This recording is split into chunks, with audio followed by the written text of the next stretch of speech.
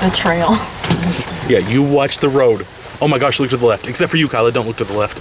Jim, she's driving. Yeah, I'm driving. What am I supposed to do? She's driving.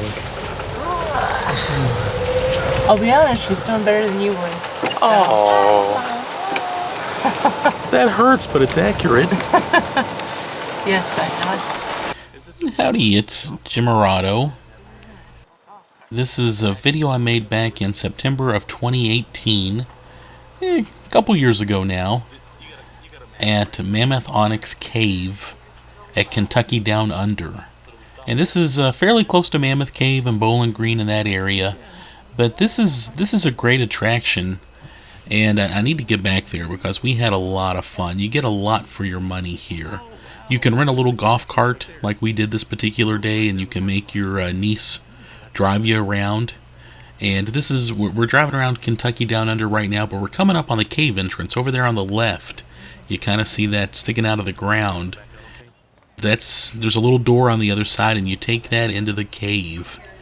And this is the little room kind of by the gift shop visitor center area where you wait for your cave tour. And these are some great dogs that just kind of run around the place. And I did not film going into the cave. This is us once we got inside the cave. There was a fairly large group on this particular day. And just kind of... I actually recorded for most of the tour. There was some walking that I didn't tape because it was just a little too chaotic, or I've edited out here. But yeah, we like Kentucky Down Under a lot. I'm going to put up the other video where we filmed just some of the animals and some of the other stuff that you get to see here. But like I said, you get a ton for your money. You pay a fee, you get to hang out and pet and play with kangaroos and see some other animals, and they tour you through a very historic cave. And you know me, I like that sort of thing. But this is the cave part. This is actually a pretty tight cave. You know, you're kind of squeezed in. It's not big and roomy. But I like that. I felt like I was getting to see a lot of the actual cave. Anyway, we'll let the cave guy talk for a little while. All right, folks, we do have everybody inside. We'll go on ahead and get started here. One of the first things that we'll be able to notice as we make our way down through this area is a large hole that is in the roof of the cave. That hole is the natural entrance that Martha Woodson came through in 1799. Dr. Thomas had used that same entrance between the years of 1921 and 1924. At that point, we had to climb down here on a long wooden ladder. A lot of people weren't too fond of that idea, though, and it caused Dr. Thomas to lose some business. So in 1924, he dug out the entrance that we just came through, and that way became more accessible to everybody. Now, underneath the natural entrance, to your left, you will also see an old-fashioned moonshine still. This still used to belong to a famous Kentucky outlaw called Wild Bill Skaggs. The moonshiners in this area had caught on. It was their firelight that was getting them busted. Revenuers were waiting until nighttime. They'd watch the hillsides, and any sign of a globe, they'd go up to investigate. But if a moonshiner had a cave on their property, which many of them in this area did, then they could simply relocate that operation underground, not only making it harder to discover, but also securing a place for Kentucky caves in moonshine history. All right, folks, we are going to move forward a bit now and talk about some of the different types of formations that are in here. All right, there was just a nice little intro to the cave, just a kind of general. Here's a quick story on the cave. That guy has a great voice. It was boomy, it was deep, and I think everybody could hear him. I really liked the guide on this tour. You could tell he had his script down, but he definitely told you what was going on. And again, we went here on this particular September 2018 day. It was my wife and I with our niece Kyla. Always good seeing her, and she is hysterical. And it was fun having her drive the cart around. And like I said, there's so much to do here, and for one price you can just kind of get a lot in. I like the fact that a cave trip is included in this area, so if you're in the Mammoth Cave area and you want to take in a side cave, this is a great one because you get some bonus stuff with it.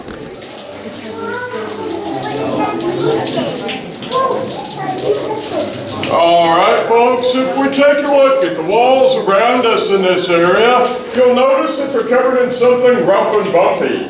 That is, top formation that is known as cave coral. It's also commonly been referred to as cave popcorn, cave broccoli, and cave cauliflower. Cave coral is the slowest growing formation in this cave, having a growth rate of only 1/4 inch every 500 years. Now, other types of formations that we can spot in this cave will include the ones that come down from our ceiling, which are called stalactites, and the ones that come up from the ground underneath those, which are called stalagmites. Stalactites and stalagmites will grow at a rate of 1 inch every 100 years. That makes them form much quicker than the cave coral, yet not quick enough that we'll notice any significant change in this cave during our lifetime. Now, as we get ready to come up this next set of stairs, please be aware that the stalactites that will be up above you are the low-hanging formations that I was referring to. A couple of those that will be directly in our walking path are going to be roughly a 4-foot gap from the tip of the formation to the floor. Now, they are also quite hidden. And one might wonder, if I'm over 4 feet tall and they're hanging down that low, how can I possibly miss them? The answer lies in this question. What do you look at when you go up steps? Your feet, or the steps. Now, it is important to watch where you're walking, but if you treat these like any other ordinary steps, and you're simply focused on stepping up on that next stair, and you step up and stand up, then you're going to stand right on up into one of those stalactites. And at that point, it's called a wishing stone, because you wish you'd look up above you, and you wish you hadn't hit your head. Now, once we make it to the top of the steps, we'll also enter into a narrow spot. There will be no question about where that begins. As that narrow spot starts to widen back out, and you enter into the next small room, you'll need to shift your focus entirely to the floor. We will have 2 pits. One on either side of the walkway. They do not have handrails, so please remain in the center of the walkway at that point. Watch your step. Once again, I cannot stress this enough. As you go up these steps and throughout the narrow passageway, please watch your heads and stay low.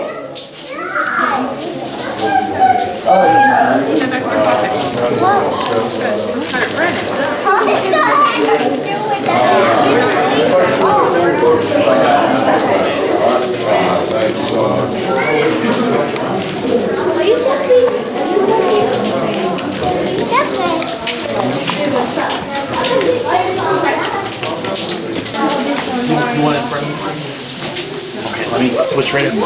Watch your head right there.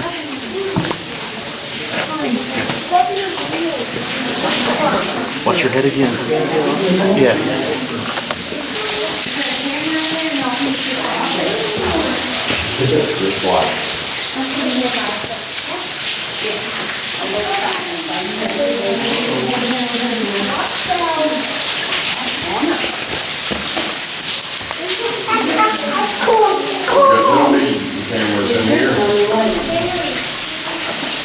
Alright folks, as we make our way around the next corner, continue to watch your step. The walkway itself will be narrow. You do have a large puddle that will be to your left. The set of stairs that you're getting ready to go down will be steeper than what you've been on. There's a handrail that will also be on your left, and I do ask that everyone uses that handrail.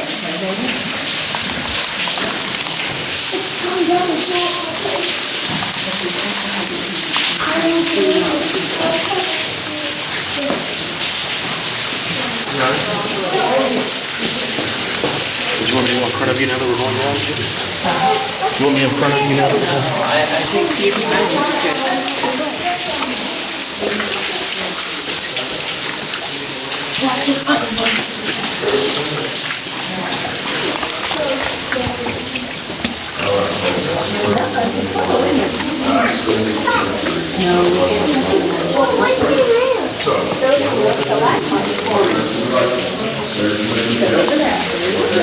good. Steep.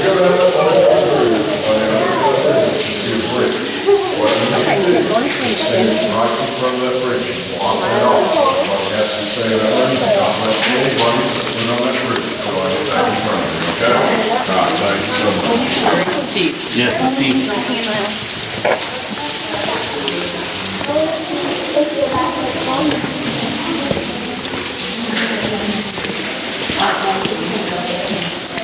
Thank you.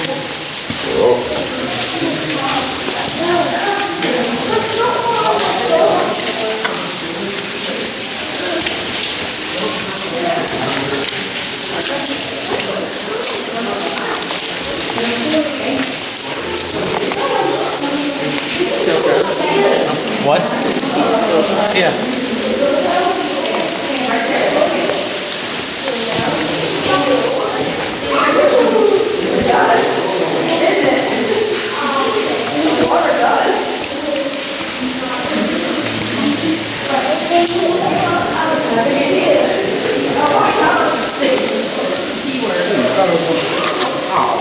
Really? Oh, come on, I'm reading that like that. I hope so.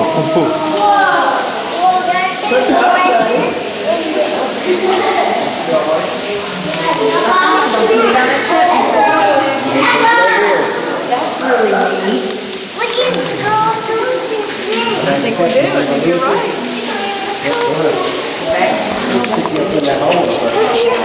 Stay right here. No, yeah.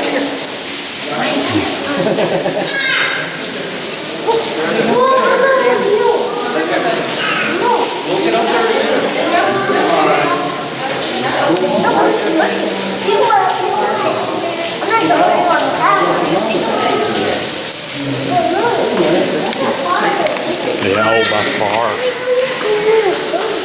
What do you think, Fritz?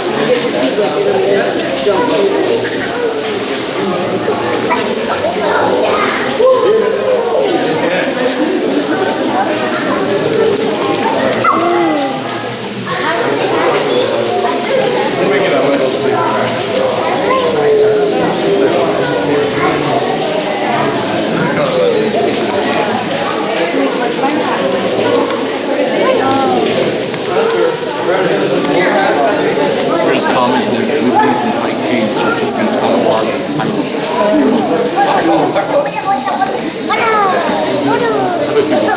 Yeah, lots of water in there. Well, we have to wait for the cave. Gentlemen, that's on the shore. We have to wait.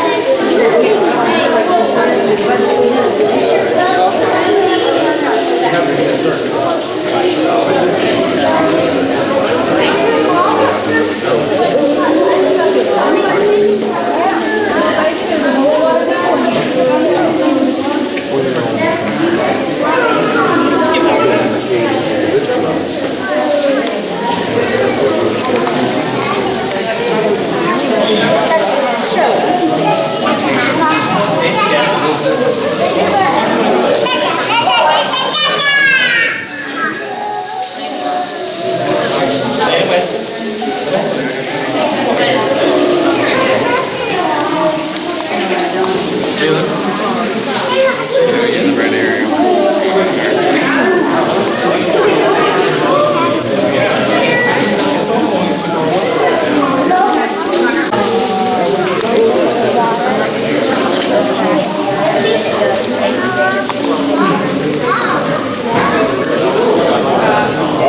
folks, welcome to Woodson Hall. This is the largest room in this cave. It's also the deepest we get to go today.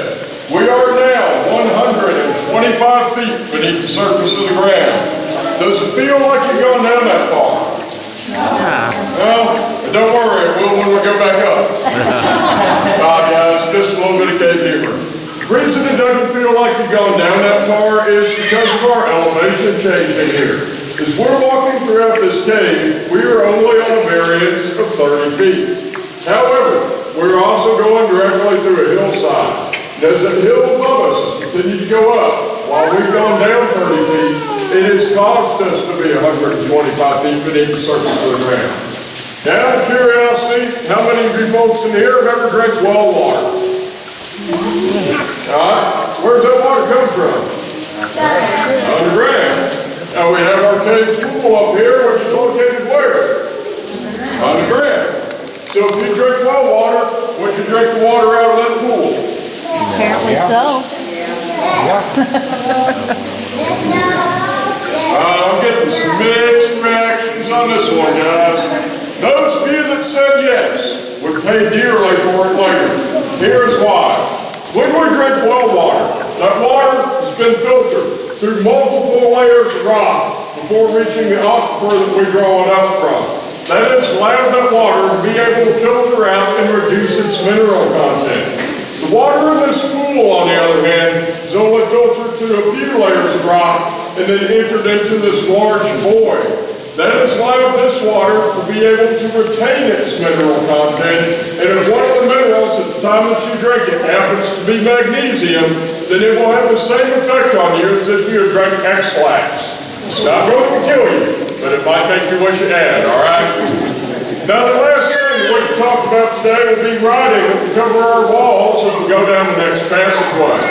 The early cave guides used to encourage people to carve their name in this room, much like signing a guest book. But in 1988, the federal government passed a law called the Federal Cave Conservation Act. That made it illegal to damage a cave in any way, shape, or form. Carving your name into the wall would most certainly damage the cave. Therefore, anything that is written in 1988 and prior is now considered to be a historic cave writing. Does anybody have any questions on anything today?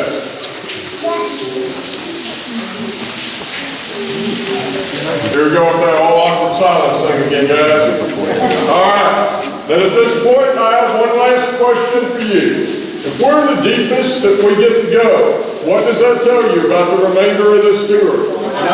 All uphill from here. Now that will start with a set of stairs at the end of this next walkway. Now folks, they are not the straightest stairs in the cave. There's a handrail that is on your left. About halfway up, however, the stairs leave that handrail by a distance of 3 feet. So please use caution as you go up those. Once you get to the top of the stairs, continue to watch your step. The walkway is uneven. You'll need to stay to your left-hand side due to another pit that we will have on our right. That's what we call the cave guide water slide, and it's not as fun as it sounds. Right past that is one more flight of stairs, and then you're almost out of the cave. Right before you get to the door, you're going to notice a little bit of a puddle up there. We apologize, it is raining. We cannot help it, all right? Now, also, right on the other side of that door is a little bit of mud that washes down off the hillside. We cannot help that either. So please, use caution as you go through that area. Once you make it outside, you go up to the top of the hill, and the path to your right will lead you right back out to the gift shop where we started from. I do hope that everybody has enjoyed the tour today, as much as I've enjoyed bringing you through here. You folks have been a wonderful group, so I want to say thank you. And hope that everybody enjoys the rest of their day here at Kentucky Down Under Adventures here. Now I'm coming down right in here. Thank you. Don't worry about it. I've been making that milk for 19 years now, and I've never laid down everybody's so good. All right? We're gonna go in just a minute when they take it. No worries. No worries. You're welcome. Yeah, so that, you know, I hope you can tell that this is kind of a more wild cave than most show caves. It was a little slippery and slidey, a little tight in places. You saw the tight squeezes there, and yeah, it's a pretty cool cave to get to go to, and especially if you've gone over to Mammoth Cave on a particular day and you've had a big day there. You know, this is a nice, you know, I think it was maybe 40 minutes the whole time you're in and out of the cave. So this is just a great cave, and like I said, there's the bonus. You get to see lots of animals too. I'm going to put those videos up also. But yeah, I like this cave as far as show caves go. I just thought it was just kind of a nice, different show cave. Great guides there, lots of friendly young staff working there, and we spent pretty much a whole day there and just had a really good time. And I like that guide. He was great. Kind of had a bigger crowd for such a small cave, but that really made it interesting too, kind of seeing other people's reaction to it and all. And there we are leaving. So yeah, Kentucky Down Under.